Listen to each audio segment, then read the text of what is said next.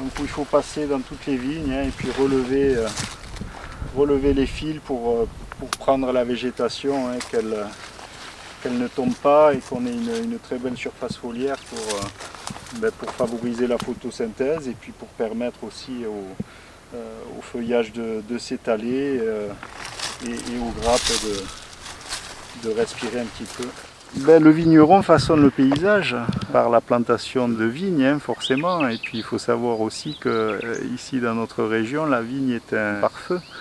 Donc elle permet de limiter le risque des incendies. Quand la vigne remplace des zones de garrigue très sèches et qui sont prêtes à partir en flammes très rapidement, oui, le vigneron façonne le paysage, bien sûr. On fait pousser une plante qui nous donne un fruit qu'on va récolter, qu'on va transformer, qu'on va conditionner et qu'on va aller commercialiser. Donc on est là à toutes les étapes de la chaîne. Oui, il faut être un petit peu patient. On peut espérer des premières petites récoltes au bout de la 3e année, mais bon, il vaut mieux attendre quand même jusqu'à la 5e, quoi. On a voulu avoir un outil moderne pour travailler précisément sur les vinifications. Donc à la vigne, on fait un travail très traditionnel et puis arrivé à la cave, ensuite on a un outil qui permet de travailler avec précision. Donc une cuverie en inox tout thermorégulé, allier le progrès avec la tradition.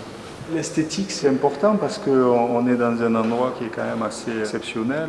Pour nous, c'était important de créer un beau bâtiment avec de la pierre, avec des matériaux nobles. C'est un ensemble, quoi. Si on est bien, après on fait bon. Alors donc une fois que la vendange est rentrée, on a tout le travail de vinification, donc qui dure encore pas loin d'1 mois, voire plus. On s'adresse à une clientèle de type traditionnel, donc la restauration, les cavistes, quelques grossistes, et puis ensuite de l'export sur divers pays européens, les États-Unis, un petit peu de Chine de temps en temps.